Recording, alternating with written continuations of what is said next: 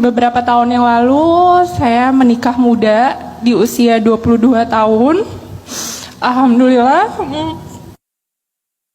dikaruniai 2 anak yang tampan dan cantik. Masya Allah. Kehidupan pernikahan kami sangat bahagia sampai pada akhirnya 1 tahun yang lalu suami saya hilang, pergi dan nggak ada kabar. Sudah 1 tahun ini. Perginya cuman mampir ke kelurahan, tapi tanggal 4 Mei kemarin tepat 1 tahun dia nggak ada. Sudah lapor juga kami sekeluarga, tapi nggak ada kabar sama sekali.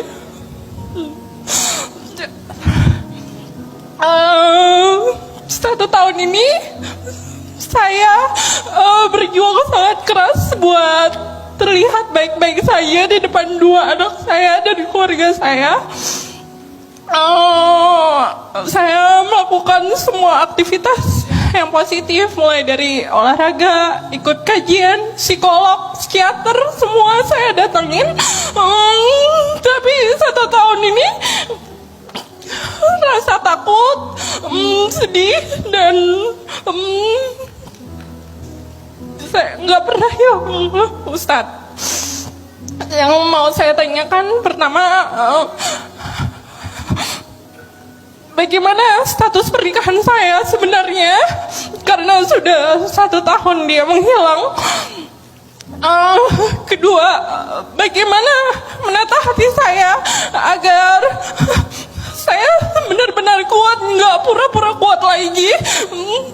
Teteh tenang, Teh April tarik nafas. Yang sebelahnya boleh dipeluk si tetehnya, izin. Yang ketiga, yang paling saya sakit adalah bagaimana saya bisa menjelaskan kondisi yang sebenarnya pada anak saya yang masih berumur 6 dan 2 tahun itu. Mereka nggak berhak diinin, Pak Ustadz. Terima kasih, Pak. Kita berikan tepuk tangan dan juga semangat untuk Teh April yang sangat luar biasa. Iya. Sekali lagi kita berikan tepuk tangan buat Kak April yang mau cerita dan mau mencurhatkan perasaan beliau. Yang pertama, kita harus yakin ya, tidak ada satupun yang terjadi dalam hidup kita kecuali semua atas izin siapa? Allah.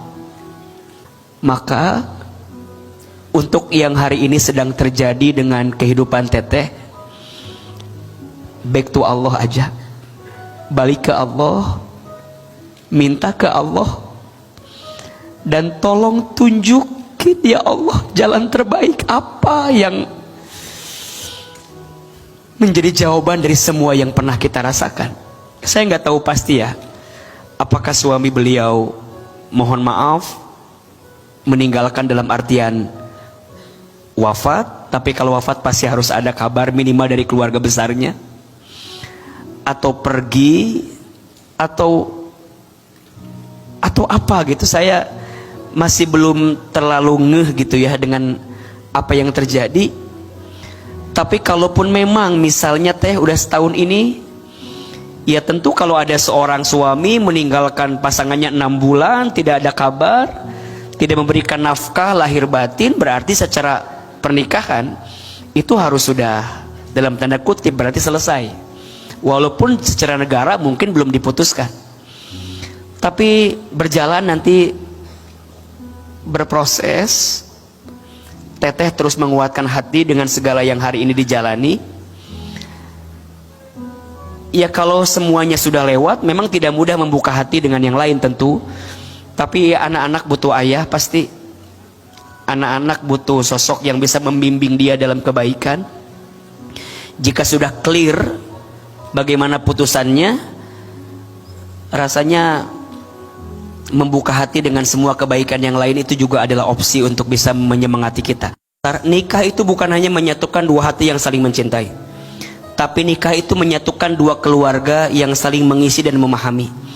Maka sesungguhnya kalau kita menikah, yang harus dipastikan juga adalah latar belakang keluarga besar itu, agar kemudian pernikahan jadi silaturahmi yang mendatangkan kebaikan. Hidup harus terus berjalan, Teh April. Anak-anak harus tumbuh dalam kebahagiaan. Jangan sampai ketidakbahagiaan ibunya membawa ketidakbahagiaan kepada anaknya. Mudah-mudahan segera ada kabar, Teh. Amin, amin, amin. Dan jika memang sudah tidak ketemu lagi kabarnya, barangkali itu adalah cara Teteh untuk lebih tegar dengan kesendirian yang ada, sampai kemudian Allah kirimkan yang terbaik yang bisa melengkapi semuanya. Sekali lagi berikan tepuk tangan untuk Teh April. Teh April yang luar biasa. Luar Masya biasa. Allah, Masya Allah.